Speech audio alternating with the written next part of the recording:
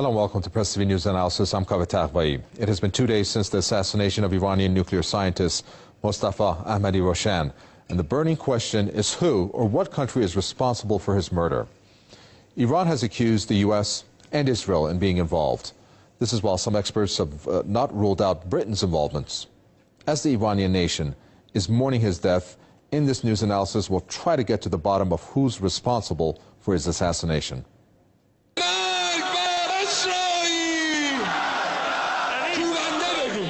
Anger is mounting in Iran over the assassination of another Iranian scientist in Tehran.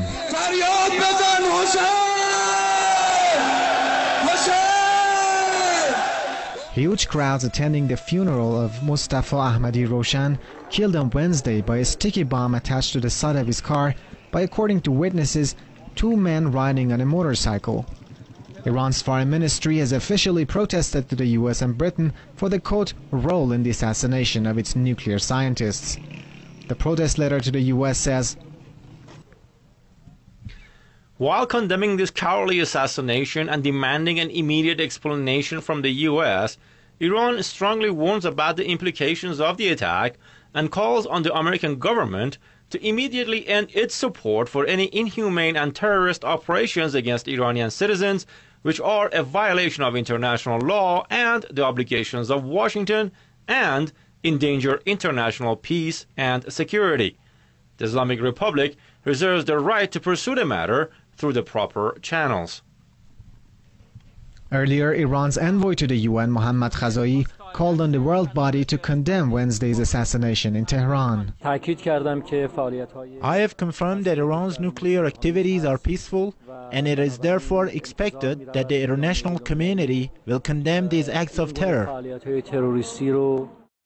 Ahmadi-Roshan is the fourth Iranian scientist killed in terrorist attacks inside Iran over the past 2 years. Apart from the US and Britain, Iran has also accused the Israeli regime of involvement in the assassination of its scientists. Political observers say the US and Israel are involved in a covert war on Iran over its nuclear energy program. Last year, the British intelligence chief made a rare appearance before the media, speaking of what he called intelligence-led operations to disrupt Iran's nuclear program. And the Republican presidential candidates in the US have openly spoken of taking out Iranian scientists and rejoiced over the killings. Maximum covert operations to block and disrupt the Iranian program, including taking out their scientists, including breaking up their systems.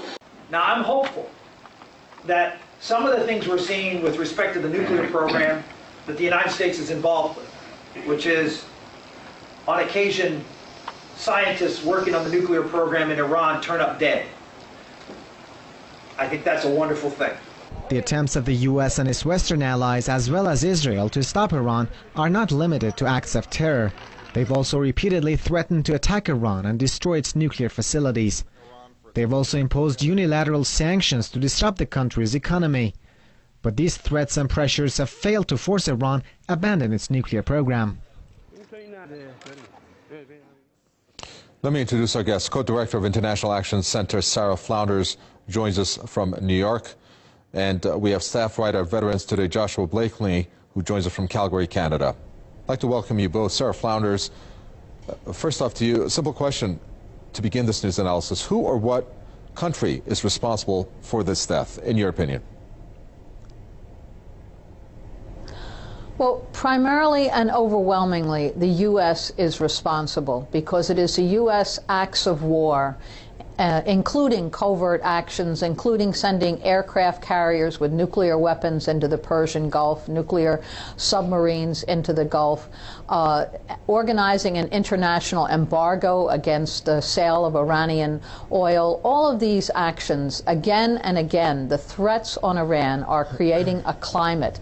And so I would say that the U.S. is directly responsible for this international act of criminal assassination against a scientist, an Iranian scientist. An outrageous act, and an act, when we see it combined with all of the other crimes that the U.S. is committing right now against Iran, a grievous threat to peace, international peace.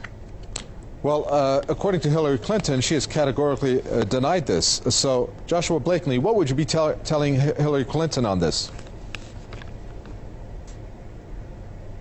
Well, I could tell Hillary Clinton and your guest that I think primarily, first and foremost, this is an Israeli operation. And when we use phrases like the US, we have to kind of define what we mean by the US. In the US ruling class, there are different factions. And there's one faction personified by Zbigniew Brzezinski who says Iran would be an obvious ally of the American empire. And there's another faction that's primarily viewing the world through Israel's spectacles, that's saying let's bomb Iran, let's bomb Iran, let's take out scientists in Iran. And so I think not only do I have intuition that this is primarily an Israeli operation, there's circumstantial evidence. The Israeli newspaper Mahariv has reported, they've cited an individual named Richard Silverstein, who, according to his Israeli sources, was told that this was a Mossad operation working with the Mujahideen al-Kal to take out this Iranian scientist in this abysmal atrocity. And my condolences go out to his family. You know, he has a small child. Imagine if students in Canada went to class one day and their physics professor wasn't there because someone had strapped a bomb to his car and blown him up. This would be unacceptable in every other country in the world, and it should be unacceptable when it happens to the Iranian people, who, after all, are merely expressing self-determination and trying to develop a civilian and peaceful nuclear program that, of the kind that France has and Canada has and the US has. Iranian people are no less than Canadian people and French people and the citizens of the US. They have every right to develop nuclear power. And this is an abysmal atrocity that I believe is primarily motivated by the state of Israel and sponsored by its proxies in the United States. Sara Flounders, what do you make of U.S. Republican presidential candidates who, all of them except for Ron Paul, have recently endorsed the killing of Iranian nuclear scientists, including the most recent one, which I'm sure you heard, by Rick Santorum, who described this death as being wonderful? Well, I think both the Republican candidates' outrageous statements and actions one after the other, but it's also important to note that the Obama administration, so both Republican and Democrat, are responsible for this policy. It's important to note that the U.S. is to engage with Israel this month, in the coming couple of weeks, in joint military actions of unprecedented size and scope, which is directly a threat to Iran. I think that Israel couldn't take one action without U.S. approval. This is a country totally dependent on U.S. military aid, economic aid, diplomatic and political protection since its very founding, throughout its entire existence. So I would first and foremost blame both this administration, but to say that ever since the Iranian Revolution, and when Iran asserted sovereignty over its own resources, including its oil, and used those resources to develop the country, to modernize in many, many ways, the U.S. has continued to target Iran again and again, and to organize actions to try to push Iran back, to stop its level of development, which has reached an extremely high level for the entire population. All of this, really what the U.S. corporate power and the oil corporations want to do is return Iran to the days of the Shah, to a total dictatorship that allows the looting of Iranian resources. And they want to stop any effort of Iran to develop as a modern country. Iran has every right to develop nuclear energy, has every right to, in every way, develop. We should point out that the U.S. has also stopped and done everything they could to stop Iran from developing oil refineries, and now the sale of oil. So this is not just about nuclear energy and nuclear power. It is about attempting to really overthrow, destabilize Iran, and create internal turmoil, and the opposite is happening. The Iranian people are outraged at this crime and are responding in a very united fashion. Well, let's elaborate more on that ending statement there by you, Sara Flounders. Joshua Blakeney, over to you. Sara Flounders also said that Israel would not do anything against Iran without the approval of the U.S. So my question, do you think that then either Israel or Israel with cooperation with the U.S. perhaps is trying to provoke Iran by committing these acts, if they are indeed guilty, which you said this does have the hallmarks of Israel? Yeah, I mean, I think we're living in a kind of Cold War, a new Cold War now, where, you know, the US and Israel are actually unable to attack Iran, because Iran isn't a broken-backed and dilapidated country like Saddam Hussein's Iraq was, which is why it was attacked. In the case of Iran, it has quite a significant military capacity, and so in a way this assassination of a scientist is kind of a victory for the Iranian Revolution, because it shows that all the Israelis and their sponsors in the United States can do is kind of tit for tat, taking out a scientist here or trying to foment destabilization there. They can't do in a military attack, because if they did bomb Iran, there'd be missiles raining down on London, on US bases, because Iran has the capability to defend itself, and I think that's a good thing. I want stability in the Middle East. I don't want instability. And I say again to your guest, I kind of disagree. I don't think this is motivated primarily by oil interests. I think that the war in Iraq, the attempts to destabilize Iran, I think they're first and foremost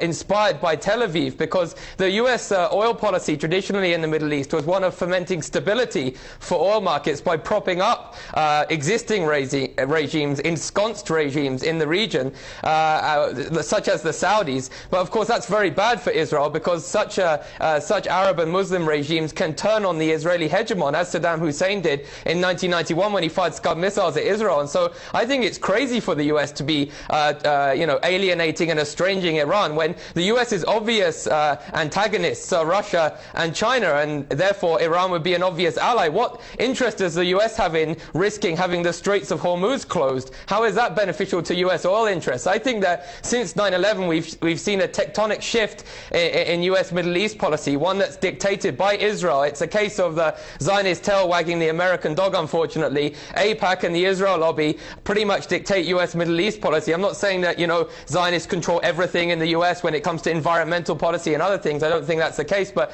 in terms of Middle East policy, there's very little that the US can do without consulting with Israel. And when we look at the genesis of the neoconservative movement, who the neoconservatives were, it becomes clear that this was a Tel Aviv-inspired initiative. And I think that's what we're seeing, a shift in US policy that goes against its traditional oil interests.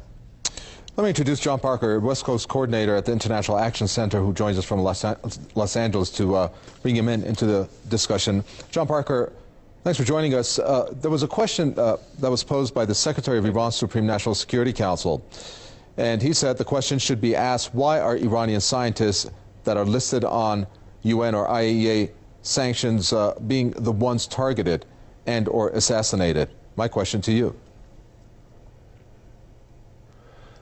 Well, you know, it's such an outrage. Number one, that the International Atomic Energy Agency, named these people and put a target on their backs the way they did, and it shows how the complicity with the United States policy. The reason they're targeted, I mean, I think it's important to remember that the United States holds the purse strings of Israel. Israel can do one thing without being financed by the United States. But it's important to understand, you know, this kind of reflects the frustration and the desperation of the imperialist countries led by the United States, who are in a dire economic crisis, which means they need to control the oil, natural resources, the labor around the world. They're more desperate these days to make sure that any country that's trying to be trying to create their own self-determination. And when Iran decided to create these refineries so that they could now refine their oil, so they don't have to be dependent upon the petroleum and gas and cooking oil and things that they used to have to import from overseas. Now they have self-sufficiency. They can do that themselves. So it reminds us of how Libya was trying to keep Africa more self-sufficient, so they had to be sabotaged. China was helping Sudan create their own production of oil, so Sudan had to be sabotaged by the United States efforts. So this has to be put within that context of the global economic crisis, and that the fact that the imperialist countries will stop at nothing to stop a country from being self-sufficient. Okay, well said there. Well, Sara Flounders, a reflection on the U.S. Defense Secretary Leon Panetta's statement. He said we might have some ideas of who's involved. What do you think about that? I mean, shouldn't that information be shared when he comes out and says that? I mean, shouldn't the UN demand that information from the U.S. in a case involving the assassination of a nuclear scientist of another country? Well, the UN certainly should demand that information because the U.S. clearly has it, and no action like this could take place without the U.S. having knowledge and actually being part of the planning or giving its approval. But the U.S. has enormous leverage in the United Nations. We can't deny that. And absolute control in the Security Council again and again in outrageous ways. And it's very important what John Parker just raised about the IAEA actually releasing the names of Iranian scientists. Unprecedented, outrageous, really a crime in itself because it allows these attacks. It puts a target on the back of every Iranian scientist. So these actions, I think it's up to really the people of the world to demand an accounting from the U.S. and to demand that the UN make an accounting for these crimes against peace. Really, that's what a war crime is. Again and again, even sending of U.S. aircraft carrier battle group with destroyers, with submarines, right into the Persian Gulf off the Iranian coast. The organizing of an international embargo against Iran, that is a crime against peace. That is really an effort, it's an act of war in itself, this effort to shut down Iranian export of oil. And it, of course, creates a hardship for many, many countries. So all of these acts are intended to destabilize Iran, and they are the kinds of actions that the U.S. is involved in around the world. We can't ignore the fact that there are 1,000 U.S. bases around the world. There are drone surveillance and drone missile attacks going on against so many countries. As a matter of fact, a drone came down right over Iran. There's constant drones over Iran. That is also an attack on the sovereignty of Iran. It's being used throughout the entire region. And these actions, every one of them are they come from a military oil corporations in the U.S. whose profit is based on endless war and control of resources at a time when the economic system here is in absolute crisis, when there's unprecedented cutbacks and attacks going on here at home, enormous crises around the world happening. So trying to militarize this and create a war climate is very, very dangerous at this time. Well, we talked about the U.S., we talked about Israel. Joshua Blakeney, the UK has not been mentioned. The assassinations of Iranian scientists actually started after the comments that were made by the head of MI6 in 2010, John Sawyers. Don't you think there's relation there? It's quite feasible that, intelligence agencies in the US and Britain, benefit from there being a perpetual enemy, because of course in the Cold War with the Soviet Union, they had a kind of status quo that allowed them to build up a big bureaucracy. And then when the enemy was taken away after the Cold War, they were bereft. And as a result of 9/11, thanks to 9/11, all these intelligence agencies were given an enemy again to keep doing what they do. But I think it's possible that this was, a sole Mossad operation. I mean, when Professor Mohammadi was taken out in January of 2010, the scoundrel who the Iranian government captured, the assassin, he confessed to having been a Mossad agent. And so I think it's feasible, as we saw like with the USS Liberty when Israel bombed the United States, as we saw on 9/11 when there was Israeli agents in New York City, obviously complicit in the attacks in New York City. I think that there is a contradiction inherent to US and Israeli policy, and I think to destabilize oil-rich countries is not rational from the perspective of an oil company that would evidently want stability so they could go in and develop the oil fields. People like Halliburton, you know, Dick Cheney's Halliburton, or the Israeli lobbyists, they like destabilization because that allows them to weaken Arab and Muslim regimes and thus allow Israel to have regional hegemony. And so I think first and foremost we're seeing this as a Mossad operation, you know, to try and curtail Iran's self-determination and development of a civilian nuclear program. John Parker, of course, we're talking about Israel, the United States, and the UK. We don't have the proof, but there was an instance where there was proof. 99% confidence is how he stated this, and that's the Dubai police chief, Dahi Khalfan, in the case involving the assassination of the Hamas Mahmoud al-Mabhouh. I don't know if you remember that. And he said there's evidence incriminating Israel and Israel's Mossad chief. There's actually, he said, telephone communications between the assassins. 99% confidence. So even if there is confidence up to that point, by coming from the Dubai police chief, if there were to be, in this case in point, how would it be prosecuted? Israel, nothing happened in that case instant. Right. And it's typical. I mean, Israel has about 200 nuclear warheads, and I don't see the IAEA investigating Israel for nuclear weapons. You know, Israel is kind of used like the El Salvadoran regimes that the U.S. had put in El Salvador and Latin America, finding forces, paramilitary forces, to do the dirty work so that they don't. Their hands don't look so dirty. So Israel does the dirty work in the Middle East for the United States. And even the New York Times had quoted some experts that said that Israel was probably behind these assassinations. And they mentioned that the U.S. also has a covert campaign. There's lots of evidence about the fact that the U.S. is using this. Even Newt Gingrich came out and said that the U.S. is using a covert campaign to go after these scientists.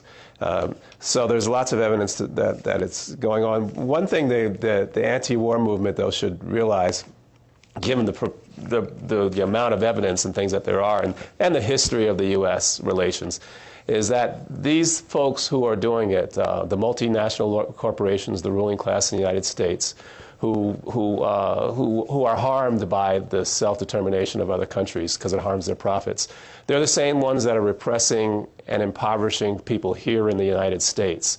There's 9 million homes out here they're sitting vacant, although there's an abundance of homelessness. There's food that could be eaten, but it can't be folks can't afford to eat it. Okay, so there's I'm sorry I have to jump in. We've unfortunately ran out of time. John Parker, my apologies, from the International Action Center there. He's a West Coast coordinator, also co-director of the International Action Center, Sara Flounders. And I'd like to thank staff writer at Veterans Today, Joshua Blakeney from Calgary, Canada. And thank you, the viewer, for watching another edition of the Press TV News Analysis. Any comments or questions, newsroom@presstv.ir. I'm Covert from the entire team here in the capital, Tehran. It's goodbye.